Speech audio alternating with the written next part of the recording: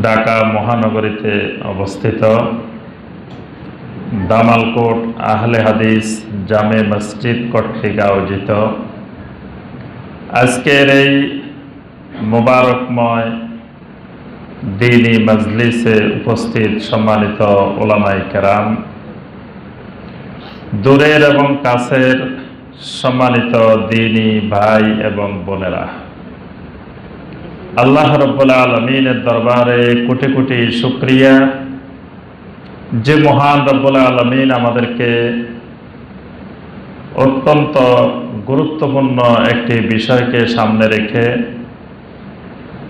কোরআনে কারীম এবং হাদিসে নববী সাল্লাল্লাহু আলাইহি ওয়াসাল্লামের আলোকে কিছু কথাবার্তা বলার এবং শোনার যে মহান রব্বুল আলামিন আমাদেরকে তৌফিক দিয়েছেন, সে মহান রব্বুল আলামিনের শুকর আদায় করি। সকলে বলি আলহামদুলিল্লাহ। সম্মানিত ভাই ও বোনেরা, আজকে আমরা যে বিষয়টি নিয়ে সংক্ষিপ্তভাবে আলোচনা করার চেষ্টা করব ইনশাআল্লাহ, বিষয়টি হলো আহমিয়াতুল মানহাজিস সহিহ ফি দাওইল কোরআনে ওয়াস সুন্নাহ, অর্থাৎ কোরআন ও সুন্নাহর আলোকে বিশুদ্ধ মানহাজের গুরুত্ব। এই বিষয়টির উপরে আমরা অনেক দীর্ঘ আলোচনা বিষয়টি, এবং আমাদের এই অঞ্চলের মানুষের জন্য, বিশেষ করে এই পাক ভারতীয় উপমহাদেশ, এই উপমহাদেশের মানুষের জন্য এটি একটা অপরিচিত আলোচনা। এজন্য এটা অনেক লম্বা সময় নিয়ে মাসের পর মাস আলোচনা করা দরকার, এরকম একটি বিষয়, যেটি আলহামদুলিল্লাহ আরব অঞ্চলের মুসলিম ভাই বোনদের কাছে মানহাজ বিষয়টি পরিচিত। আমাদের এই অঞ্চলের সাধারণ মানুষ তো দূরের কথা, আলেম ওলামাগণও মানহাজ সম্পর্কে স্বচ্ছ ধারণার যথেষ্ট অভাব রয়েছে। এই জন্য বিষয়টি খুব সূক্ষ্ম বিষয় এবং দ্বীনের খুবই গুরুত্বপূর্ণ একটি বিষয়। তা আমরা অল্প সময়ে এই বিষয়টি সম্পর্কে একটু সংক্ষিপ্ত ধারণা দেওয়ার চেষ্টা করব ইনশাআল্লাহ। এই বিষয়ের উপরে অনেক সুন্দর সুন্দর বইও আলহামদুলিল্লাহ লেখা আছে, অনেক গুরুত্বপূর্ণ বিশ্বের বড় বড় ইসলামিক স্কলারদের মানহাজের উপরে, বিশুদ্ধ মানহাজের উপরে বই লেখা আছে। একটি বই বর্তমানে বাংলা অনুবাদও হয়েছে, আপনারা পেয়েছেন না? এই মানহাজের এই বইটা পান নাই? একটা গুরুত্বপূর্ণ বই দেখবেন বাংলা অনুবাদ হয়েছে, শেখ সালেহ বিন ফাউজান আল ফাউজান হাফিজাহুল্লাহ। তার মানহাজ সম্পর্কিত যতগুলো প্রশ্নোত্তর তিনি এই পর্যন্ত দিয়েছেন, এই সবগুলোকে একত্রিত করে মানহাজ নামে একটা বই প্রকাশ হয়েছে। আমি এর আগেও কয়েক জায়গায় মানহাজের উপরে আলোচনা করেছি। তো অনেকে জিজ্ঞাসা করে, এটা আবার নতুন কি জিনিস আপনারা আবিষ্কার করেন? একবার আবিষ্কার করেন সহিহ আকীদা, আবার আবিষ্কার করেন সহিহ মানহাজ। তো কারো কারো বক্তব্য হলো এসব বাদ দেন, আমরা খালি ঈমান বলি, আকীদাও দরকার নাই, মানহাজও দরকার নেই। আকীদা বললেই দেখা যায় সমস্যা তৈরি হয়, কেউ সহিহ আকীদা, কেউ বাতিল আকীদা। আর ঈমান বললে সবাই মুমিন, সবাই মুসলিম, আর মুসলিমদের মধ্যে বিভাজন হয় না। তাহলে বিভাজনের দরকারটা কি? দরকার তো হলো সবাই ঐক্য। তাহলে সহিহ আকীদাও দরকার নাই, সহিহ মানহাজেরও দরকার নাই। তো সহিহ আকীদাটা যতটুকু মোটামুটি আলহামদুলিল্লাহ বাংলাদেশে পরিচিতি লাভ করেছে, সহিহ মানহাজ এটা এখনো তেমন পরিচিতি লাভ করে নাই। তো আমরা আলোচনার মধ্যে কয়েকটি দিক আলোচনা করব। প্রথম কথা হলো মানহাজটা কি, মানহাজ বলতে কি বোঝায়? এতদিন আমরা শুনছি আকীদা, আকীদা বিশুদ্ধ করা লাগবে, আকীদা সহিহ করতে হবে। এখন শুনতেছি মানহাজ। মানহাজটা কি? এটা কি আসলে নতুন কারো আবিষ্কার নাকি পৃথিবীর কোনো শায়েখ আবিষ্কার করছেন কিনা মানহাজ, নাকি এটা অতি একেবারে প্রাচীন যুগ থেকে আদম আলাইহিস সালাম থেকে মানহাজ আছে? এটা জানা দরকার আগে। দ্বিতীয় কথা হলো, আচ্ছা ঠিক আছে মানহাজ বুঝলাম, তো মানহাজ আবার সহি দরকার কি? সহি আর বাতিল দরকার কি? সহি আর বাতিল হলে তো দুই রকমের মানহাজ হয়ে যাবে। তো মানহাজ সব মুসলিম এক মানহাজ, তাহলে আর ভাগ হইল না। কিন্তু আমরা বলতেছি আবার আল মানহাজুস সহি, সহি মানহাজের গুরুত্ব। তাহলে সহির বিপরীত কি? আপনারা আমার আলোচনা আরো শুনছেন না? কথা বলতে হবে তো। আমাদের এটা তো গতানুগতিক ওয়াজ মাহফিল না, এটা একটা দার্সের ক্লাস, এটা একটা দার্সের প্রোগ্রাম, এলমের মাজলিস। এখানে আমিও কথা বলবো, আপনারাও কথা বলবেন, যেটা জিজ্ঞাসা করবো এটা বলবেন, তাহলে আমি বুঝবো যে আমার কথা আপনারা বুঝতেছেন, আপনাদের কথা আমি বুঝতেছি। আপনাদের কথা আমি না বুঝলেও কাজ হবে না, আমার কথা আপনারা না বুঝলেও কাজ হবে না, তো সময়টা কাজে লাগবে না। দেখা যাবে যে আমি বলেই যাবো খুব চমৎকার চমৎকার কঠিন কঠিন শব্দ দিয়ে, আপনারা কিছুই বুঝলেন না, তা লাভটা হবে কি? 1.5-2 ঘন্টা সময় ব্যয় করে। আবার আমি বললাম এত সহজ ক্লাস 1-এর পড়া পড়াই দিলাম মাস্টার্সে গিয়ে, তাদের কোনো লাভ হবে না। ক্লাস 1-এ সরেয়া লেখা না, ইউনিভার্সিটির অনার্সের ফার্স্ট ইয়ারে ভর্তি হইলে বাংলায় তাদেরকেও সরেয়া লেখা শিখায়, উচ্চারণ শিখায়। মানে ইন্টারমিডিয়েট পাস করার পরেও কিন্তু আরেকবার বাংলা বর্ণমালা শিখতে হয়। আমরা আরবি বর্ণমালা মাদ্রাসা ক্লাস 1 থেকে আলিম ফাজিল পর্যন্ত পড়ে যখন ইউনিভার্সিটিতে ভর্তি হয়েছি, ইউনিভার্সিটিতে আবার আলিফ বাতা পড়াইছে। কিন্তু আগের আলিফ বাতা আর ইউনিভার্সিটির আলিফ বাতায় পার্থক্য আছে, অনেক পার্থক্য আছে। তো এই জন্য আপনারা যখন কথা বলবেন আমি বুঝবো যে আমার স্টুডেন্ট কোন লেভেলের, ক্লাস 1-এর না ক্লাস 5-এর না ক্লাস 10-এর, ওই অনুযায়ী তো ক্লাস নিতে হবে। কি বলেন? এই জন্য কথা বলতে হবে। কথা বললে আপনাদেরও উপকার হবে, আমারও উপকার হবে। তাহলে আমাদের প্রথম বিষয় হলো মানহাজ। মানহাজটা কি? দ্বিতীয় বিষয়, এটা মনে রাখবেন, আবার ভুলে গেলে মনে করাই দিবেন। আমরা বিষয়ের বাইরে আলোচনা যাব না, আলোচনা তো সারা জীবন করলেও শেষ হবে না, কিন্তু আমরা যেটা একটা টপিকসে আলোচনা করব এটার ভিতরেই কথা বলবো। প্রথম হলো মানহাজ কি? মানহাজটা বোঝা দরকার। নিজে পরিষ্কার না হলে আরেকজনকে বুঝাইতে পারবেন না, আগে নিজের কাছে পরিষ্কার হতে হবে।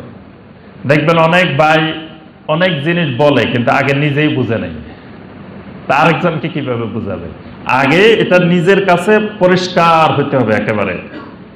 এটা হইতে হবে যে নবী সাল্লাল্লাহু আলাইহি ওয়াসাল্লাম বলছেন যে আমার উম্মতকে রেখে যাচ্ছি একেবারে শুভ্র বাইদা, এরকম পরিষ্কার দিনের আলোর মতো স্বচ্ছ পরিষ্কার হবে, তারপরে আমি আরেকজনকেও বুঝাইতে পারবো, আরেকজনের কাছে তুলে ধরতে পারবো। প্রথম মানহাজ। দ্বিতীয় হলো সহি মানহাজ। আবার কি? তাহলে মানহাজের শ্রেণী বিভাগ আছে। তৃতীয় হলো সহি আকীদা, সহি মানহাজের পার্থক্য কোথায়? আমরা সহি আকীদা হলে এটা যথেষ্ট, আবার সহি মানহাজ দরকার কেন? তাহলে বোঝা যায় আকীদা এক জিনিস, মানহাজ ভিন্ন জিনিস। তা আকীদা আর মানহাজের মধ্যে ভিন্নতাটা কি? চতুর্থ বিষয়, মানহাজ সহি যেটা, এটা যে সহি মানহাজ এবং সহি মানহাজটা আমার অনুসরণ করা কেন দরকার? সহি মানহাজ অনুসরণ করা কি ফরজ না ওয়াজিব না সুন্নত না মুস্তাহাব না নফল? এটা বুঝতে হবে, এটার গুরুত্বটা বুঝতে হবে, এটা কতটুকু গুরুত্ব সম্পন্ন। 5 নম্বর বিষয়,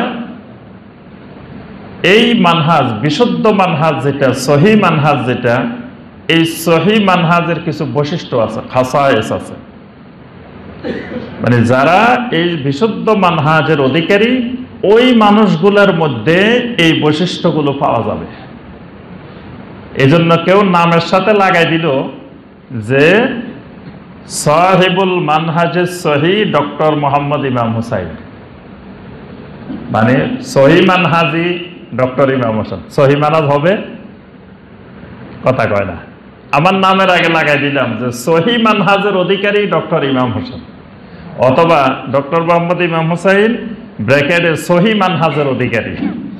তাহলে কি সহি হয়ে যাবে? হবে না। এটার নাম লাগানোর কোনো বিষয় না। এটা আলহাজের মতো, হাজির মতো নামের আগে লাগানোর কোনো বিষয় নয়। এটার কিছু বৈশিষ্ট্য আছে। এই বৈশিষ্ট্যগুলো যার ভিতরে থাকবে তার মানহাজ বিশুদ্ধ, নাম লাগানো লাগবে না। আর যার ভিতরে এই বৈশিষ্ট্যগুলো নাই তার মানহাজ বিশুদ্ধ নাই, তার মানহাজে সমস্যা আছে। একটা হলো আকীদা সমস্যা, আর একটা মানহাজে সমস্যা। বর্তমানে আমরা কিছু ভাই আমরা আকীদা বুঝলেও মানহাজে একেবারে কাঁচা, একেবারে দুর্বল। আকীদা কিছু বুঝলেও মানহাজ বুঝি না। এই জন্য দেখা যায় ইউটিউবের যুগ, ফেসবুকের যুগ, ইন্টারনেটে কোনো একজন আলেম কিছু সহি আকীদার কথা বলছেন, বিশুদ্ধ আকীদার সুন্দর সুন্দর কয়েকটা কথা বলছেন। এই কথাগুলো শুনে অসংখ্য ভাই দেখা যায় বিভ্রান্তিতে পড়ে গেছে। মানে তাকে তার কয়েকটা কথা শুনে সহি আকীদার, তাকে সহি আকীদার আলেম হিসাবে মনে করে নিছেন, কিন্তু আসলে বাস্তবে তার মানহাজ সহি না। আকীদা বিশুদ্ধ হইতে পারে কিন্তু মানহাজ বিশুদ্ধ হয় নাই। এই মানহাজ না বোঝার কারণে দেখা গেছে ওই সুন্দর কথার প্রলোভনে পড়ে আপনি তাকে অনুসরণ করা শুরু করে দিলেন। করতে করতে ওই মিষ্টি কথার ভিতর দিয়ে একসময় গিয়ে এমন এমন বাতিল আকীদা, বাতিল মানহাজ ঢুকে যাবে যেটা আপনি না পারবেন তখন গিলতে, না পারবেন বমি করতে। কথাটা বুঝাইতে পারছি?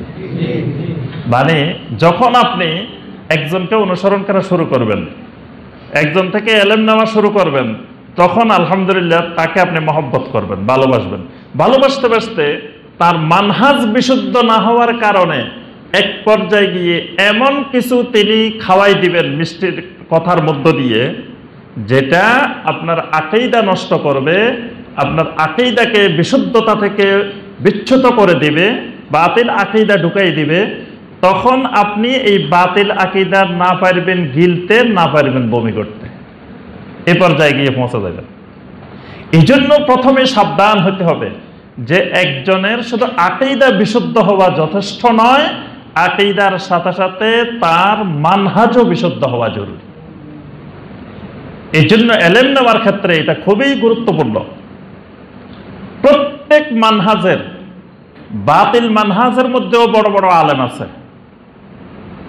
পৃথিবীর যত মানহাজ আছে, সহি মানহাজ, বাতিল মানহাজ।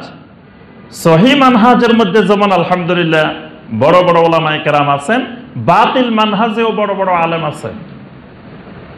শিয়াদের মধ্যে আলেম নাই? দেখবেন অনেক বড় বড় আলেম আছে শিয়াদের মধ্যে।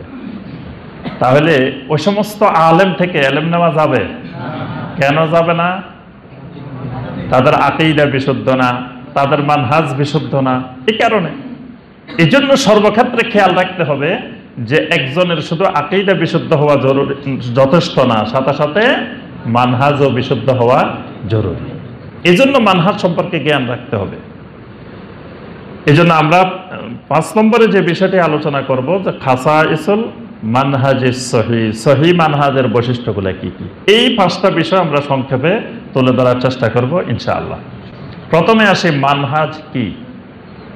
মানহাজ কাকে বলে? মানহাজটা নাহাজুন থেকে।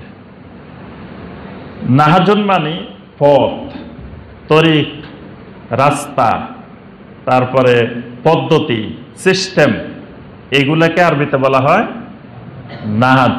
নাহাজুল থেকে মানহাজ। আরবিতে একটা প্রসিদ্ধ বই আছে নাহাজুল বালাগা।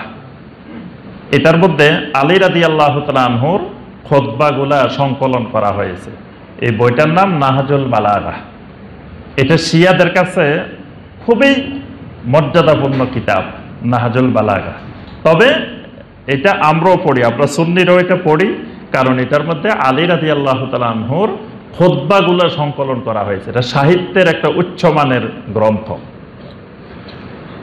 তো মানহাজ মানে পথ, রাস্তা, পদ্ধতি, তরিকা, এটাকে আরবিতে বলা হয় মানহাজ।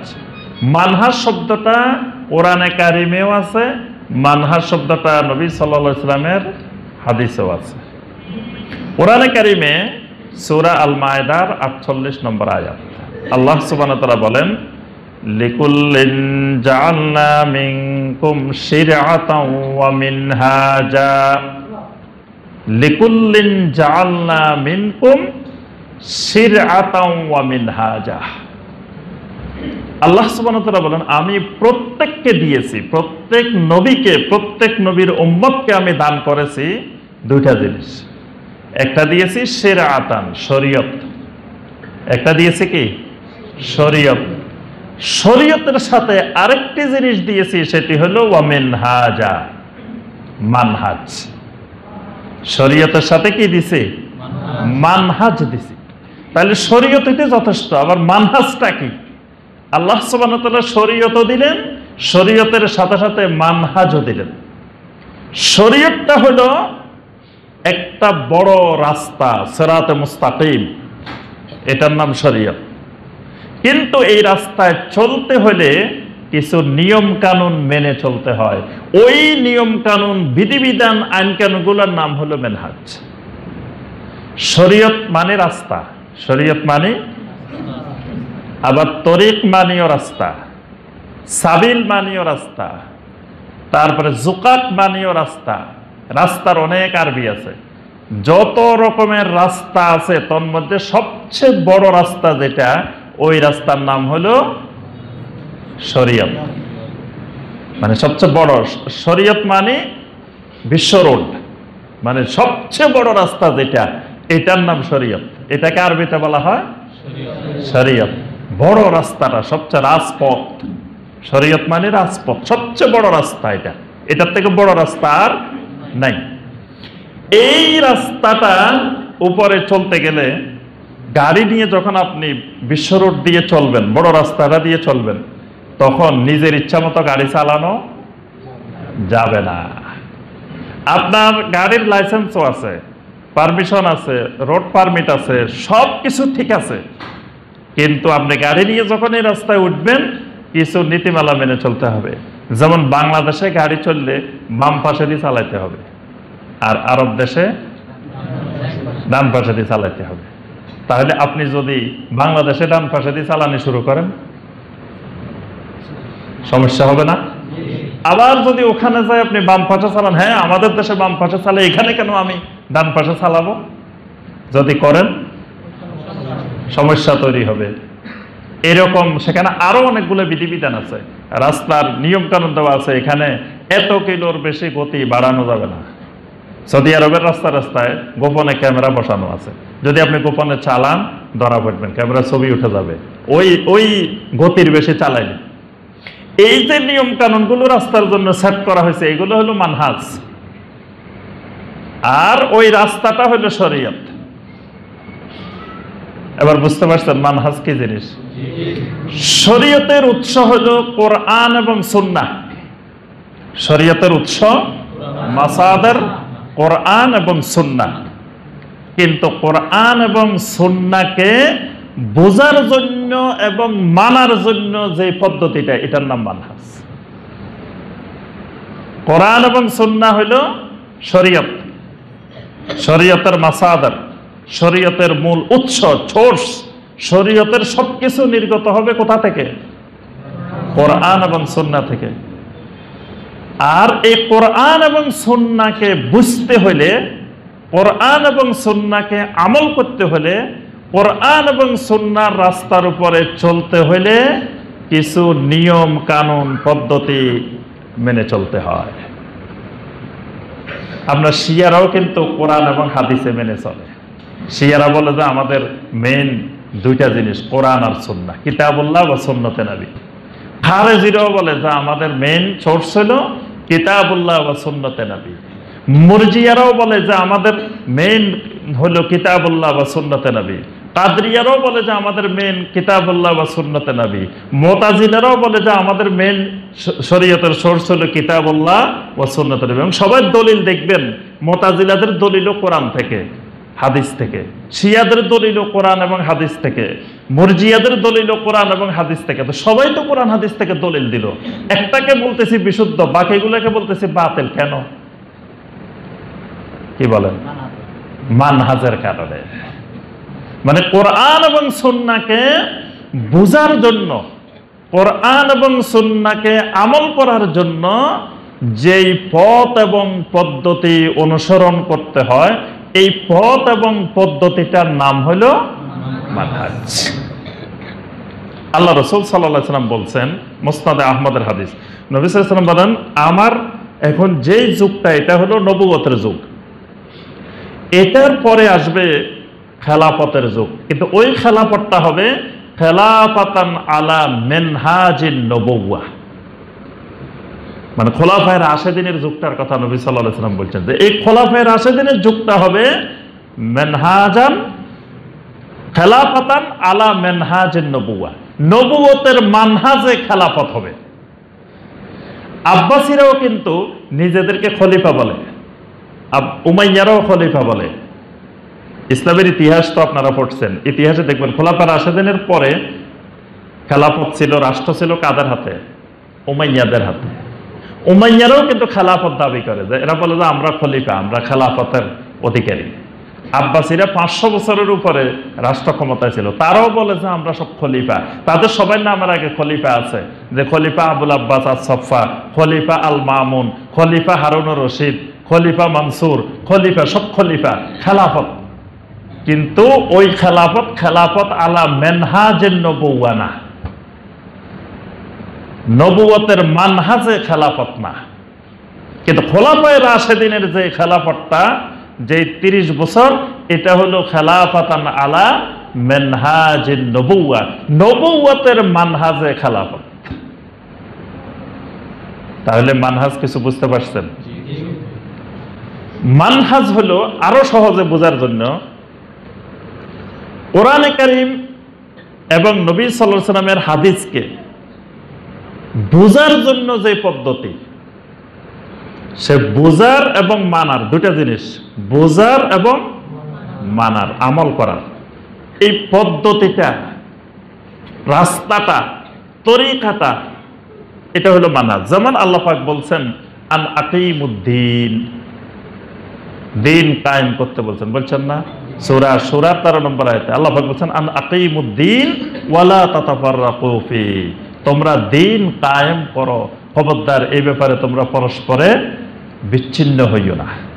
এখন আল্লাহ পাক বলছেন দিন কায়েম করতে, তাহলে দিন কায়েম করা এটা হলো শরীয়ত, এটা কোরআন এবং সুন্নাহর নির্দেশ। কিন্তু কেমনে করিবেন, ওই পদ্ধতিটার নাম মানহাজ। কারণ দিন কায়েম, আমি আর আপনি খালি মসজিদে দোয়া করলে দিন কায়েম হয়ে যাবে? দিন কায়েমের জন্য ধরেন 1 কোটি মানুষ মিলে দোয়া করলাম একদিন, পরের দিন দিন কায়েম হয়ে যাবে? হবে না। আবার দিন কায়েমের বিভিন্ন রাস্তা আছে, বিভিন্ন তরিকা, বিভিন্ন পদ্ধতিতে। আধুনিক যুগে এসে এক একজন এক এক পদ্ধতি আবিষ্কার করছেন। কেউ বলতেছেন যে এটাই সবচেয়ে শর্টকাট, এই পদ্ধতিতেই দ্রুত গতিতে দিন কায়েম হয়ে যাবে, এই পদ্ধতিতে হয়ে যাবে। অনেক পদ্ধতি ধরেন আবিষ্কার হয়েছে না?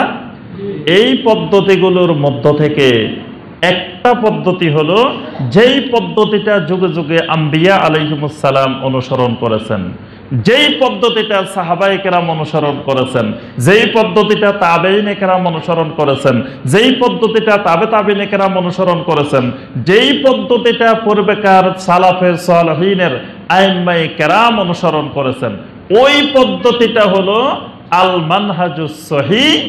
এর বাহিরে যত পদ্ধতি আছে সবগুলো হলো আল মানহাজুল বাতিল। বুঝতে পারছেন? তাহলে দিন কায়েম করতে বলছেন আল্লাহ সুবহানাহু ওয়া তাআলা। আগে বুঝতে হবে দিন, তারপরে বুঝতে হবে কায়েম। কি বলেন? দিন কায়েম মানে কি? আগে দিন বুঝতে হবে, তারপরে কায়েম করতে হবে। দিনে বুঝেন নাই, কায়েম করবেন কি? যে জিনিস কায়েম করতে চাচ্ছেন, আগে তো সেই জিনিস বুঝতে হবে আমি কি কায়েম করতে চাই। তা কায়েম করব কি? আমি দিন। তাহলে আগে আমার বুঝতে হবে দিন। তাহলে দিন কি কি জিনিস বলেন তো দেখি। দিনটা কি? এক কথায় বলেন তো দেখি সংক্ষেপে, এক বাক্যে বলবেন যে এটাই দিন। আলহামদুলিল্লাহ, তিনটা জিনিসের নাম দিন: ইসলাম, ঈমান, ইহসান। প্রসিদ্ধ হাদিস, হাদিসে জিবরিল আলাইহিস সালাম, যে হাদিস জিবরিল আলাইহিস সালাম এসে নবী সাল্লাল্লাহু আলাইহি সাল্লামকে এই তিনটি জিনিসের ব্যাপারে প্রশ্ন করছেন। নবী সাল্লাল্লাহু আলাইহি সাল্লামকে প্রথম জিজ্ঞাসা করছেন, আখবিরনি আনিল ইসলাম, আমাকে ইসলাম সম্পর্কে বলেন। তারপরে বলছেন ঈমান সম্পর্কে বলেন। তারপরে বলছেন ইহসান সম্পর্কে বলেন। নবী সাল্লাল্লাহু আলাইহি সাল্লাম তিনটার উত্তর দিচ্ছেন, কোনটা কাকে বলে, ইসলাম কাকে বলে, ঈমান কাকে বলে, ইহসান কাকে বলে। জিবরিল আলাইহিস সালাম চলে গেছেন। যাওয়ার পরে নবী সাল্লাল্লাহু আলাইহি সাল্লাম জিজ্ঞাসা করছেন, তোমরা কি চিনতে পারছো যে আসছিল যে এই মানুষটাকে? সাহাবায়ে কেরাম ভিতরে ভিতরে মনে মনে চিনছেন, কিন্তু চিনছি কথা বলেন নাই। বলছেন যে আল্লাহু ওয়া রাসূলুহু আলাম, আল্লাহ এবং আল্লাহ রাসূল ভালো জানেন। আমাদের চিনে ভুল হইতে পারে, আল্লাহ রাসূলের চিনার মধ্যে ভুল নাই। নবী সাল্লাল্লাহু আলাইহি সাল্লাম বললেন, তিনি হলেন জিবরিল আলাইহিস সালাম, আতাকুম ইউআল্লিমুকুম দীনাকুম, তিনি এসেছেন তোমাদেরকে তোমাদের দ্বীন শিখাইতে। তাহলে জিবরিল আলাইহিস সালাম যা শিখাই গেছেন এগুলার নাম কি? দ্বীন। তিনি দ্বীন শিক্ষা দিতে আসছেন। আচ্ছা, তো দ্বীন কি কি জিনিস শিখাইছেন? ইসলাম শিখাইছেন, ঈমান শিখাইছেন, ইহসান শিখাইছেন। আচ্ছা, ইসলাম কাকে বলে? এবার আসেন, আপনি তো দিন কায়েম করবেন, আমরা দিন কায়েম করব, তাহলে দ্বীনের প্রথম স্তর হইল কি? ইসলাম। আচ্ছা, ইসলাম কাকে বলে? নবী সাল্লাল্লাহু আলাইহি ওয়াসাল্লাম ইসলামের সংজ্ঞা কি দিয়েছেন? আনতা শাহাদা আল্লাহ ইলাহা ইল্লাল্লাহ ওয়া আন্না মুহাম্মাদার রাসূলুল্লাহ ওয়া তুকিমাস সালাহ ওয়া তুতিয়াজ যাকাত ওয়া তাসুমা রমাদান ওয়া তাহুজ্জাল বাইতা ইন ইসতাতা'তা ইলাইহি সাবিলা। সুবহানাল্লাহ, পাঁচটা জিনিসের কথা বলছেন। এক নম্বরে বলছেন আনতা শাহাদা আল্লাহ ইলাহা ইল্লাল্লাহ ওয়া আন্না মুহাম্মাদার রাসূলুল্লাহ। দুই নম্বরে বলছেন ওয়া তুকিমাস সালাহ, সালাত কায়েম করবা। তাহলে নামাজ কায়েম আগে না তাওহীদ কায়েম, ঈমান কায়েম আগে? তাওহীদ রিসালাত কায়েম আগে এক নম্বরে, দুই নম্বরে নামাজ কায়েম, তিন নম্বরে যাকাত, চার নম্বরে সিয়াম, পাঁচ নম্বরে হজ। তাহলে দ্বীনের এক নম্বর বিষয়, মৌলিক বিষয় আকীদা। আনতা শাহাদা আল্লাহ ইলাহা ইল্লাল্লাহ ওয়া আন্না মুহাম্মাদার রাসূলুল্লাহ। এক নম্বরে দ্বীন কায়েম করতে হলে এটা কায়েম করতে হবে। এটা হলো আকীদা। তাহলে আকীদার কায়েম আগে, নামাজ কায়েম পরে। দ্বীন কায়েম করার প্রথম কাজ নামাজ কায়েম না, যাকাত কায়েম না, প্রথম কাজ হলো তাওহীদ কায়েম। প্রথম কাজ হলো আনতা শাহাদা আল্লাহ ইলাহা ইল্লাল্লাহ ওয়া আন্না মুহাম্মাদার রাসূলুল্লাহ, তাওহীদ এবং রিসালাতের আকীদা। এখন কেউ যদি বলে যে না, দ্বীন কায়েম করতে গেলে যদি আমি আকীদার কথা বলি তাহলে মানুষের মধ্যে বিভাজন হয়ে যাবে, বিভাজন হয়ে শেষে তো আমি মানুষে পাবো না, তো কাকে নিয়ে দ্বীন কায়েম করব? কি বলে? খুব সূক্ষ্ম বিষয়। আমি এখন দ্বীন কায়েম করতে চাই বাংলাদেশে, তো দ্বীন কায়েম করতে চাই, প্রথম শুরু করলাম কি দিয়ে? আকীদার দাওয়াত দিয়ে। তা আকীদার দাওয়াত দেওয়া মানে আমার দলের লোক খালি কমতে থাকবে। আকীদার দাওয়াত দেওয়া মানে আমার অনুসারী দিন দিন কমতে থাকবো, আমার মহব্বতকারী কমতে থাকবো, আমার পছন্দকারী কমতে থাকবে। আর আমলের দাওয়াত দিলে আমার অনুসারী বাড়তে থাকবে। কিন্তু আমি যদি সত্যিকারের দ্বীন কায়েম করতে চাই তাহলে আমার প্রথম কাজ হলো ঈমানের দাওয়াত, তাওহীদের দাওয়াত, সুন্নতের দাওয়াত, আকীদার দাওয়াত। লোক কমুক, যত কমুক। অনেক নবী আম্বিয়া আলাইহিমুস সালাম সারা জীবন দাওয়াত দিয়ে একজন উম্মত নাই। তাহলে মনে হয় নবীদের এলেম কালাম কম ছিল? নাউজুবিল্লাহ। নবীদের হিকমত কম ছিল? নবীরা যদি এই হিকমতটা নিতেন যে প্রথমে আকীদার দরকার নাই, প্রথম ফজিলত, তারপরে দ্বীন কায়েম করে ফেলবো, পরে আকীদা কায়েম করে ফেলবো। কারণ প্রথমে আমি আকীদার কথা বলি, মানুষের মধ্যে বিভাজনের দরকার নেই, প্রথম খালি ফজিলতের কথা কই। ভাই আপনারা সবাই একবার সুবহানাল্লাহ কোন 1 কোটি, এতবার আল্লাহু আকবার কোন এত কোটি, খালি কোটি কোটি কোটি বস্তা ভরে এরপরে সব আমার মহব্বিল হয়ে যাবে, এরপরে ইসলামী রাষ্ট্র হয়ে যাবে, রাষ্ট্রে আমি চেয়ারে বসি, পরের দিন আমি আকীদা কায়েম করে ফেলব। নবীরা এই হিকমতটা বুঝতে পারেন নাই নাকি? আম্বিয়া আলাইহিমুস সালাম এই হিকমত অবলম্বন করছেন, করেন। প্রয়োজনে তাদের অনুসারী একজনও হয় নাই, এরকম অসংখ্য নবী। নবী সাল্লাল্লাহু আলাইহি ওয়াসাল্লাম বলেন কিয়ামতের দিন অসংখ্য নবী উঠবেন, একজন উম্মত নেই। তাহলে তাদের কি যোগ্যতার অভাব ছিল? নাউযুবিল্লাহ। পরিপূর্ণ যোগ্যতা সহকারে, পরিপূর্ণ ইলম সহকারে, পরিপূর্ণ আমল সহকারে, বিশুদ্ধ আকীদা সহকারে, বিশুদ্ধ মানহাজ সহকারে তারা দায়িত্ব পালন করে গেছে, এই ব্যাপারে কোনো সন্দেহ নাই। দুনিয়ার মানুষ তাদের কথা শুনুক আর না শুনুক, কয়জন শুনছে এটা মুখ্য বিষয় না, কিন্তু সঠিক দায়িত্বটা রিসালাতটা পৌঁছাইছেন কিনা এটা মুখ্য বিষয়।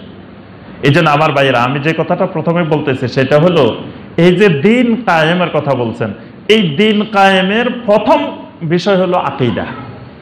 আগে আকীদা বিশুদ্ধকরণ, তারপরে নামাজ কায়েম, শরীয়তের অন্যান্য বিধিবিধান কায়েম।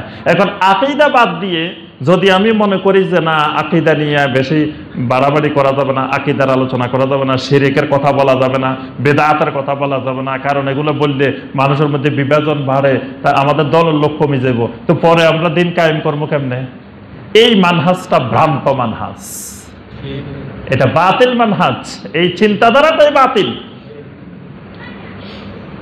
এখানে মানহাজুস সহিহ হলো আকিমুদ্দিন, মানে আকিমুত তাওহীদ। এই তাওহীদ, আবার কেউ কেউ মনে করে যে তাওহীদ মানে শুধু ব্যক্তি জীবনে, পারিবারিক জীবনে। তাওহীদ এমন এক জিনিস, এটা ব্যক্তি, পরিবার, সমাজ, অর্থনীতি, রাষ্ট্র, আন্তর্জাতিক সবকিছুর সাথে তাওহীদ সম্পৃক্ত। কিন্তু শুরুটা করতে হবে পরিবার থেকে, নিজের থেকে। নিজের থেকে তাওহীদ শুরু, আন্তর্জাতিক সারা দুনিয়া ব্যাপী তাওহীদ। তাওহীদের কোনো সীমানা নাই। মানুষের জীবন যতদূর বিস্তৃত, তাওহীদও ততদূর বিস্তৃত। কিন্তু এই যে মানহাজ বোঝানোর জন্য কথাটা বলতেছি, এই যে দিন কায়েম করবেন, এই দিন কায়েমের জন্য দিন কায়েমটা বুঝতে হবে কাদের আদলে? সাহাবায়ে কেরাম যেভাবে বুঝছেন, তাবেঈনে কেরাম যেভাবে বুঝেছেন, তাবেঈনে কেরাম যেভাবে বুঝেছেন, তাদের বুঝের সাথে আমার বুঝ মিলাইতে হবে। তাদের বুঝ থেকে যদি আমি বেশি বুঝি, বুঝতে হবে আমি ভ্রান্ত, গোমরা হয়ে গেছি।